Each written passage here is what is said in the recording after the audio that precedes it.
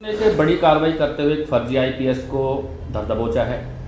बताया जा रहा है कि फर्जी आईपीएस भिवाड़ी थाने में आया और उसने आते ही आईपीएस का रौब झाड़ना शुरू कर दिया। अपने आप को लग्जरी लाइफ में दिखाते हुए उसने एक होटल में लग्जरी रूम की डिमांड की और एसएचओ से मिलने की बात कही। संतरी ने फर्जी आईपीएस को एसएचओ से मिलाया। यहाँ सूझबूझ की बात यह रही कि एसएचओ फर्जी आईपीएस की चाल से और उसके बातों से ये समझ गए कि यह कोई असली आईपीएस नहीं है। इस पूरी कहानी में क्या सच्चाई है हम जानेंगे। हमारे साथ भिवाड़ी थाने के एसएचओ हैं सचिन शर्मा, उनसे बात करते हैं। जी सर, न्यूज़ 2064 में आपका स्वागत है। जी नमस्कार। आज आपने एक बड़ी कार्रवाई की है, फर्जी आईपीएस को धर दबोचा है। क्या है पूरा मामला, कौन है और इसका बैकग्राउंड क्या है?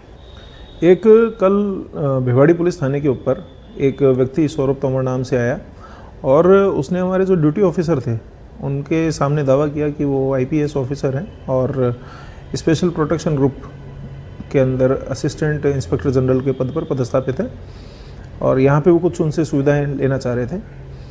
तो इसके आधार पर जो जैसा कि हमारे डिपार्टमेंट का है, कोई भी सीनियर आते हैं तो उनसे बातचीत करने के दौरान उन्होंने पहले हमें सूचित किया और जब उन्हें लगा कि कोई ड्राइवर गनमैन साथ नहीं है, प्राइवेट गाड़ी है, उनकी गाड़ी के लिए उन्होंने कुछ बताया तो उन्होंने गाड़ी चेक की। गाड़ी के आगे पीछे पुलिस लिखा हुआ था और जो एक आईपीएस अधिकारी गण का जो प्रोटोकॉल होता है और एसपीसी जो प्रोटोकॉल्स होते हैं वो बिल्कुल भी आसपास भी नहीं नज़र आए। हाव भाव से शक हुआ और जो उन्होंने आईडी दी उस शख्स ने, वो आईडी पूरी तरह फेक नज़र आ रही थी। प्रथम दृष्टया देखने से लगा, फिर भी उच्चाधिकारी ने उनको बताया गया और उसकी तस्दीक की, ऑनलाइन चेक किया गया।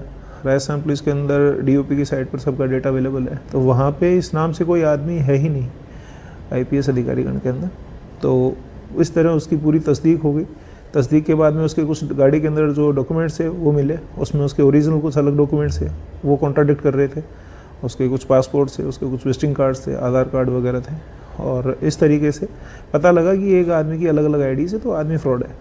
तो उससे थोड़ा सख्ताई से पूछताछ की हमारे ड्यूटी ऑफिसर ने, तो उसने बता दिया कि मैं फेक आईडी वगैरह बनाता हूँ, इम्पर्सोनेशन करता हूँ और फ्री सुविधाएं लेने के लिए जहाँ भी जाता हूँ वहाँ इन कार्ड्स वगैरह का यूटिलाइज़ करता हूँ। तो ये पूरा मामला था।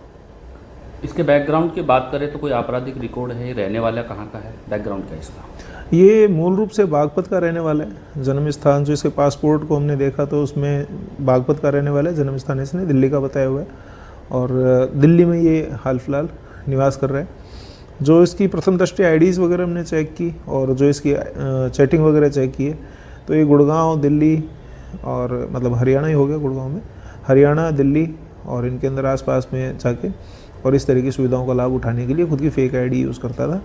और इसने वॉकी टॉकी वगैरह भी लगा रखा था कमर पे, जिससे भी उनको शक हुआ हमारे ड्यूटी ऑफिसर को, क्योंकि आईपीएस अधिकारी का जो एक सादगी है और जो सहजता है वो अलग ही नज़र आ जाती है और किसी को ओवर एक्टिंग करने की ज़रूरत पड़ती है जो कि सहज नहीं था।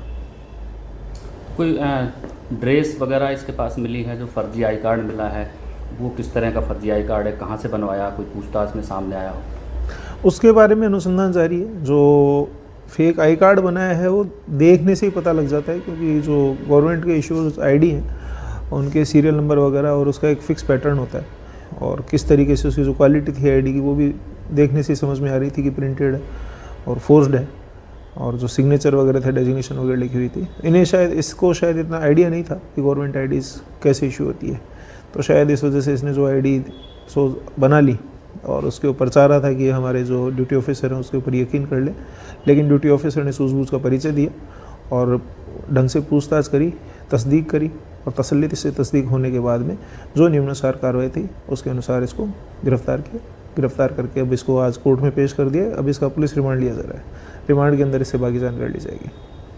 पूछताछ में कुछ सामने आया हो ये केवल लग्जरी लाइफ जीने के लिए ही, अपने शौक पूरे करने के लिए इस तरह की हरकतें करता था, या कोई बड़ा रैकेट का ये हिस्सा है, कोई ठगी का भी काम इसका है करने का, इस तरह का?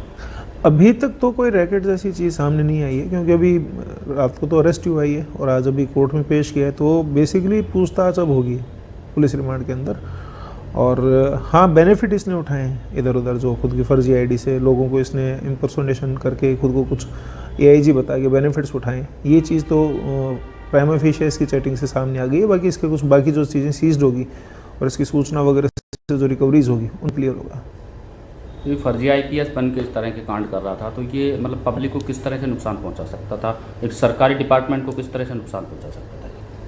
भाई देखिए, प्रथम दृष्टया तो जो आदमी इतना फर्जी है, जो भारत की इतनी प्रतिष्ठित सेवा है, सिविल सेवा से आईपीएस का पद है, उस पद को ही फर्जी तरीके से इम्पर्सोनेट कर रहा था, तो जाहिर सी बात है फर्जी है और वो नुकसानदेह तो हो ही सकता है। और किसी से डिस्काउंट लेना, कुछ टोल की छोटी मोटी चोरियां करना, अलग अलग जगहों पे फ्री की सेवाएं लेना, तो ये आदमी के फर्जी होने की ही पहचान है। और उसकी हिम्मत है, जो दुस्साहस है कि उसने इम्पर्सोनेट कर लिया एक आईपीएस अधिकारी के रूप में खुद को, और वो भी स्पेशल प्रोटेक्शन ग्रुप, जो कि बड़ी इंपॉर्टेंट जिम्मेदारी निभा रहा है देश में, उसके अंदर पदस्थापित बता दिया।